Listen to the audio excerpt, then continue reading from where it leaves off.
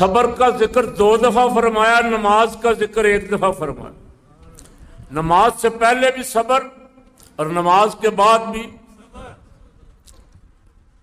حکم تو عام ہے، مطلق ہے، سب ایمان والوں کو ہے، لیکن اللہ کی قسم لگتا ہے ایسا ہے جیسے کربلا کا نقشہ بیان فرمایا۔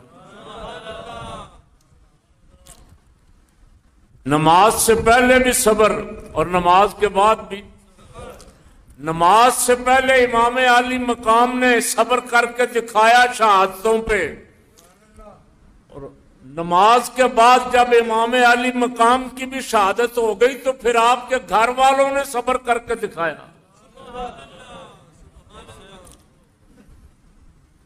فرمایا شہیدوں کا ذکر کرنے سے پہلے صبر کا دامن پکڑ لو۔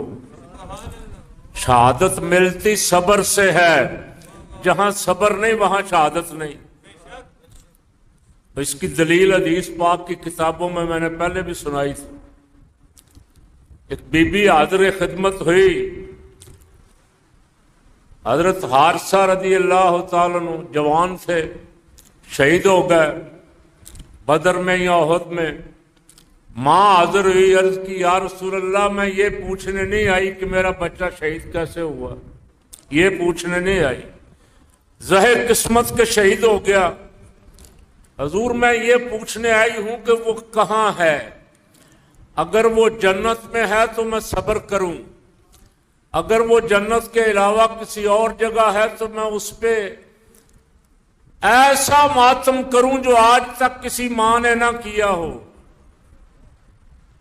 اب میں اس پہ بحث نہیں کرتا، اس کی زیادہ تشریح بھی نہیں کرتا، یہ بات 2 ٹوک اور واضح ہے، خود ہی اپنی وضاحت کر رہی ہے۔ حضور نے فرمایا بی بی کیسی بات کر رہی ہو، تو پوچھ رہی ہے تیرا بیٹا کہاں؟ ایک تو مائی مسئلہ یہ بتا رہی ہے کہ رسول پاک صلی اللہ علیہ وسلم کو خبر ہے، حضور کو علم ہے کہ وہ جنت میں ہے یا کہاں، حضور کو پتا ہے۔ صحابیہ کا عقیدہ یہ ہے کہ کملی والے کو پتا ہے میرا بیٹا کہاں ہے، کیوں جی؟ ہمارا عقیدہ بھی یہ ہے حضور کو ساری امت کا پتا ہے۔ رسول پاک صلی اللہ علیہ وسلم نے فرمایا بی بی کیسی بات کر رہی، تو پوچھ رہی ہے میرا بیٹا کہاں ہے؟ فرمایا تیرا بیٹا جنت الفردوس میں ہے۔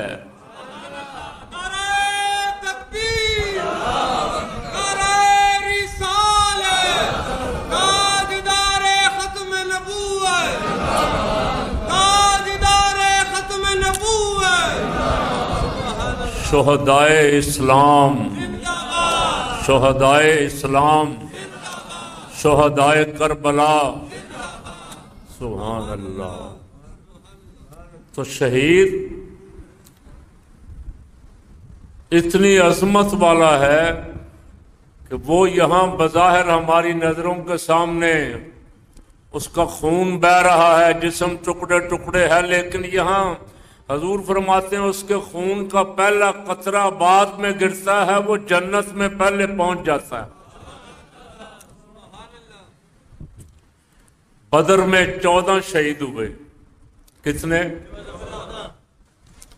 جب یہ واپس آئے تو مدینہ منورہ میں منافقین بھی تھے، منافقوں نے کہا یہ 14 گھر اجڑ گئے، 14 گھر برباد ہو گئے، ان کی عورتیں بیوہ ہو گئی، ان کے بچے یتیم ہو گئے، ان کی جائیدادیں ختم ہو گئی، یہ کیا لے گا دنیا سے؟ اللہ نے جبریل کو بھیجا، فرمایا جاؤ جا کے محبوب سے کہو، ان سے کہو اپنی زبانیں بند کر لیں، یہ مرے ہی نہیں ہیں۔ وَلَا تَقُولُوا لِمَنْ يُقْتَلُ فِي سَبِيلِ اللَّهِ، اللہ کی راہ میں جو قتل کیے جائیں انہیں مردہ مت کہو، بلکہ وہ زندہ ہیں۔ اب بہت ساروں کے دلوں میں خیال آیا یار چلے مردہ کہنے سے منع کیا گیا، ہیں تو مردہ ہی۔ پھر اگلی آیت آگے 4 سپارے والی، ولا تحسبن الذين قتلوا في سبيل الله امواتا بل احياء عند ربهم يرزقون.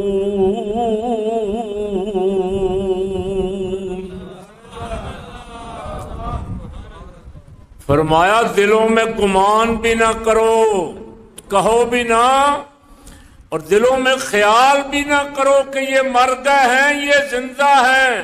تم زندہ اسے سمجھتے ہو جو کھاتا پیتا ہے. فرمایا تم دنیا میں کھاتے ہو، یہ رب کے دسترخوان پہ کھاتے ہیں.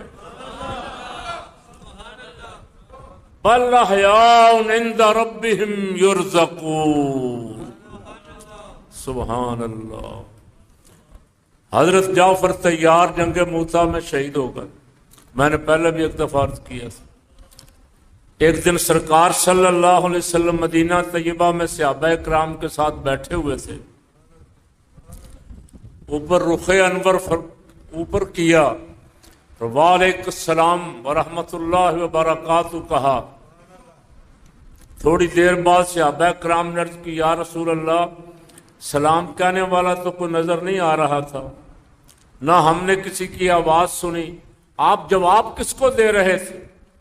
فرمایا حضرت جعفر طیار فرشتوں کے ساتھ پرواز کرتے ہوئے جا رہے تھے اور مجھے سلام کہہ رہے تھے، ان کو جواب دے رہا تھا. ان کو شہید ہوئے کئی سال ہو گئے تھے. سبحان اللہ. شہید زندہ. فرمایا یہ جنت میں سبز پرندوں کی صورت میں اڑتے رہتے ہیں، پھرتے رہتے ہیں، اور ان کی روح جسم فانی سے آزاد ہو گئی. جنت اللہ رب العالمین باقیوں کو تو قیامت والے دن عطا فرمائے گا، ان کی روحیں قتل ہوتے ہی جنت میں.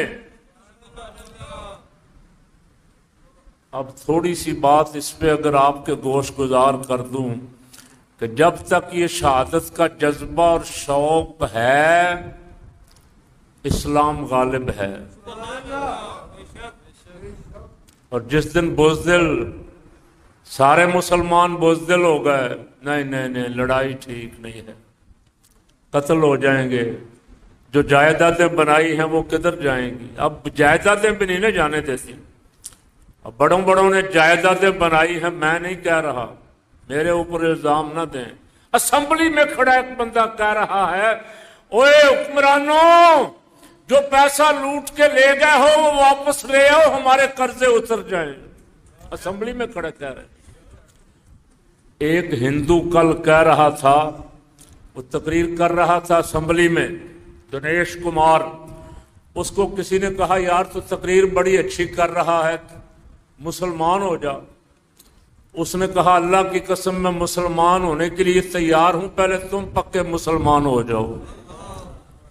میں پوری اسمبلی میں مجھے ایک کی کرتوت بھی ایسی نظر نہیں آتی جو مسلمانوں والی ہو.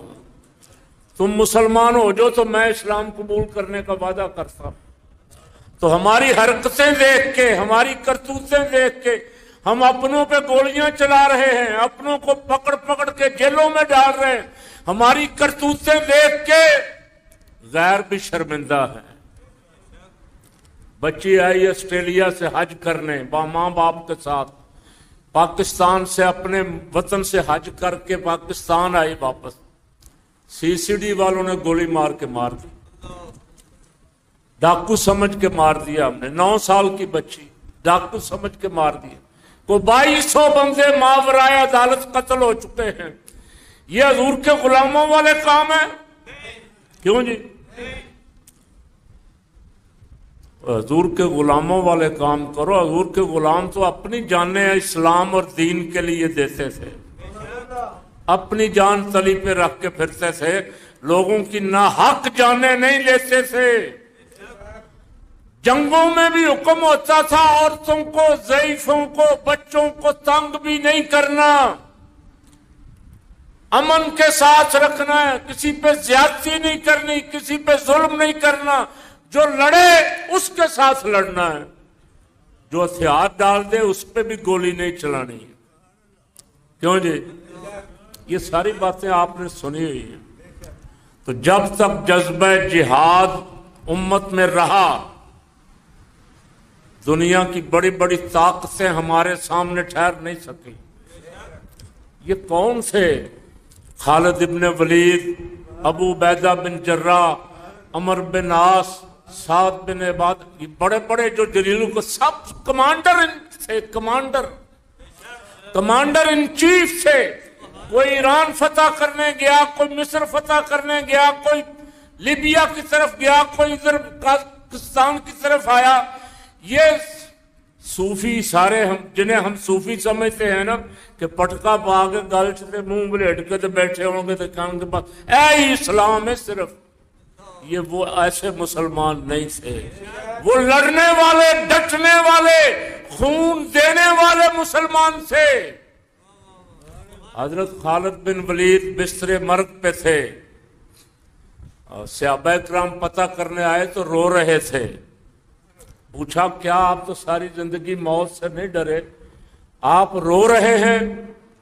فرمایا موت سے ڈر کے نہیں رو رہا، رو اس لیے رہا ہوں کہ ساری زندگی شہادت کی تمنا اور آرزو لے کے اگلی صفوں میں لڑتا رہا، لیکن موت وہاں نہیں آئی، موت بستر پہ آ رہی۔ عرض کی گئی اے سپہ سالار، آپ نے ساری زندگی شہادت کی تمنا کی، آپ تو شہیدوں کے ساتھ ہی ہوں گے۔ تو موت جنگ میں نہیں ہے، اگر جنگ میں ہی موت ہوتی تو حضرت صدیق اکبر، فاروق اعظم، عثمان غنی، علی المرتضیٰ شیر خدا، یہ سارے جنگوں میں، ساری جنگوں میں تھے، کیوں جی؟ یہ ختم ہو چکے ہوتے، لیکن اپنے اپنے وقت پہ، موت اپنے وقت پہ آئی، اور موت ایسی عظمت والی آئی کہ رب نے اعلان کر دیا یہ مرے نہیں ہیں۔ آج تازہ بات ہے، اگر ایران مار کھاتا رہتا، مقابلہ نہ کرتا، تو ٹرمپ شادیانے بجا رہا ہوتا کہ میں جیت گیا ہوں، کیوں جی؟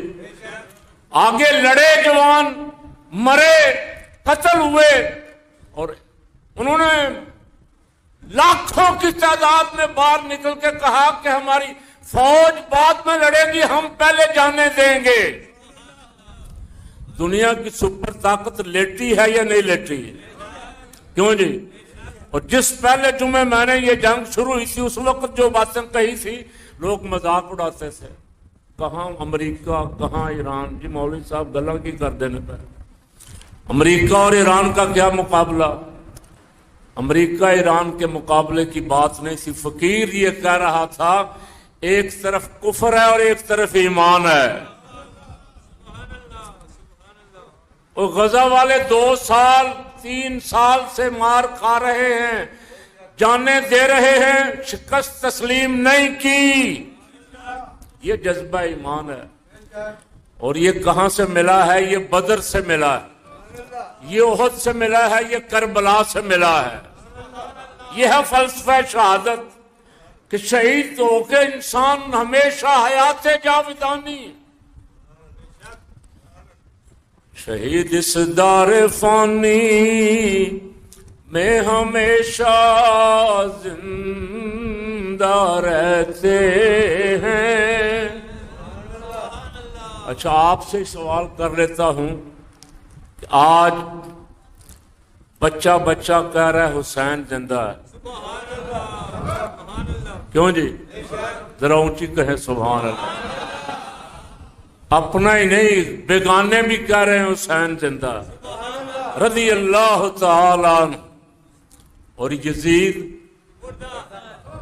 یزید مر گیا، آج اس پہ لعنت برس رہی ہے، اور امام حسین ہے آج بھی دلوں پہ حکومت، اونچی کہہ دیں، ہے آج بھی دلوں پہ حکومت، دلوں پہ حکمران۔